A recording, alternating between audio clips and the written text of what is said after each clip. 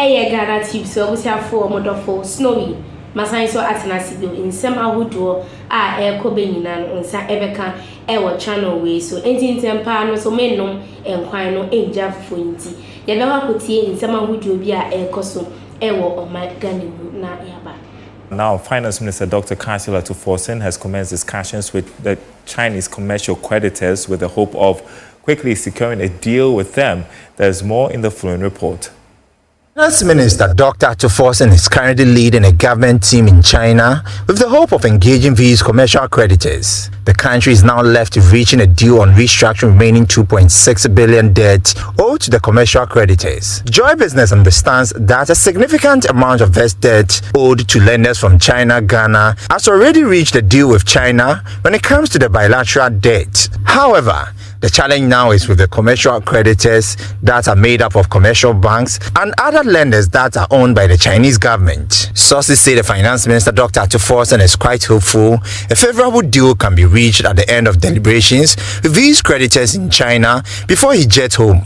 Let's talk tech before we go. Joining me in studio, my colleague Isaac Atasenyako to talk about an interesting development in the automobile space. Ghana signing an agreement with China for the setup of electric vehicle factories here in Ghana. Thanks for joining us for Let's Talk Tech. It's been a busy day for you, I know.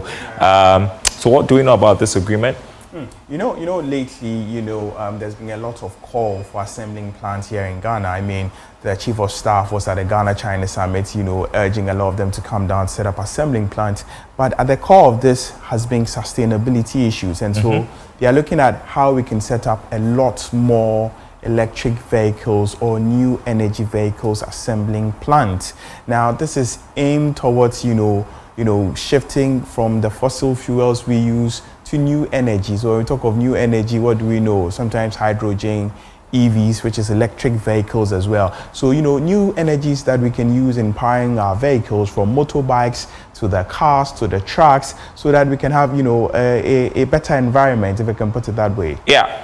What are the opportunities? We've got 1 minute. What are the opportunities for Ghana if this happens? For me, I think a major part of this is job creation, Daryl, because these assembling plants, have the capacity to, employ a lot of people, a lot of factory hands. Now, if Ghana positions itself, like the chief of staff said, that they are trying to make Ghana an assembling plant for vehicles, hub for vehicles here in West Africa or Africa for that matter, if you're able to do that, now this creates a lot of jobs, because then we'll be able to serve lots of markets. We can export some of these vehicles from Ghana to some African countries and also outside of Africa. And so for me, at the core of this is job creation and also expanding the economy as well. I mean, we know that assembling plants, manufacturing, all helps in growing there.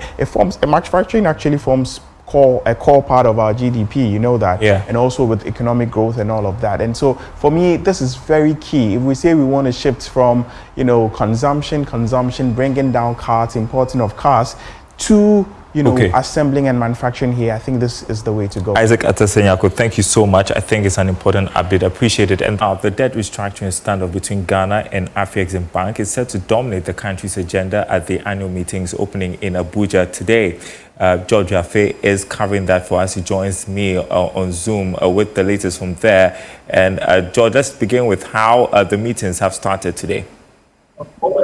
Oh, Daryl, if you can hear me and it's loud and clear. Well, it has started smoothly here in Abuja, in Nigeria, in terms of the various speakers actually outlining what is in for the continent, and also what is there when it comes to the various financing bills that they are hoping to close here at the annual meeting that is bringing together more than 1,000 delegates all over the world, African countries, central bank governors, and even heads of state here in Abuja, Nigeria. Interesting thing that Daryl is the Deputy Minister of Finance, Thomas 랴hocks, he is actually the chairman of this annual meeting. And don't forget that it is going to end on Saturday or Sunday, I have to say, with the election of a new president for the Afrexim Bank at Daryl.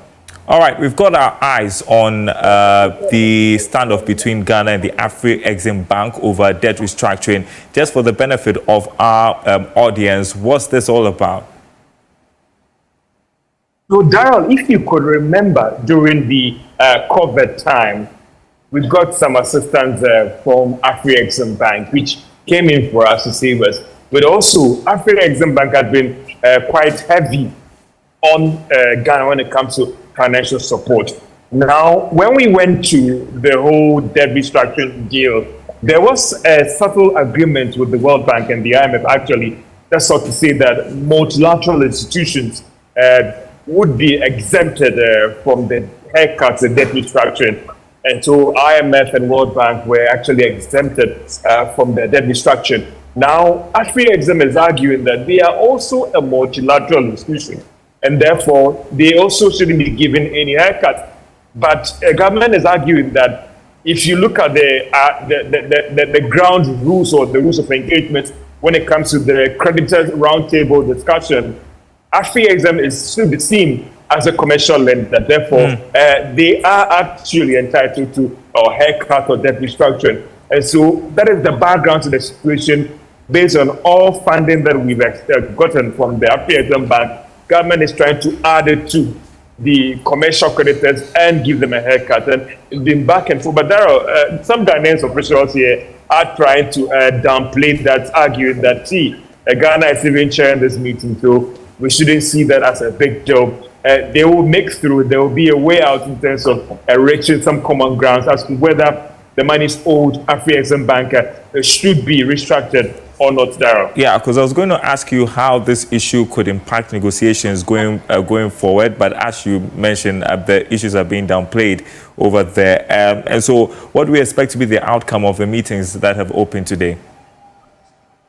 Well, there's been talk about trading within the continent, actually, and the Afri-Exim Bank has been highlighting a lot of things that what they've been able to do to improve intra-African trade, actually extending more than $120 billion to various African countries when it comes to import and export financing. There's also this PAPS, the platform where some central banks in Africa have actually signed on. So there are, for instance, if you are exporting something to maybe Ivory Coast or even to Mauritania, you can make the payment in Ghana cedis, and they are trying to kind of do away with actually settlement in dollars, because they argue that actually every year we spend almost more than $5 billion when it comes to reaching out these settlements for other African countries and all those things. So they believe that trading within should be seen as the best way forward in dealing with all these challenges. All right, thank you so much for the update, George. You feel live for us from Abuja, Nigeria, where the Afri-Exim Bank annual meetings are taking place. Яhocks in some episode on my for comment. Ehukimi comment section na menjebre enkinkan farmer of meka obiom se aha Ghanatube so open some ahodo any akese a fa wani twemu channel we so there more reason obetimi enya nsem no and as obetimi atenia so quickly no is by subscribing and also hitting on the notification bell. Ebusian for modofo snow ni sisi ade makram.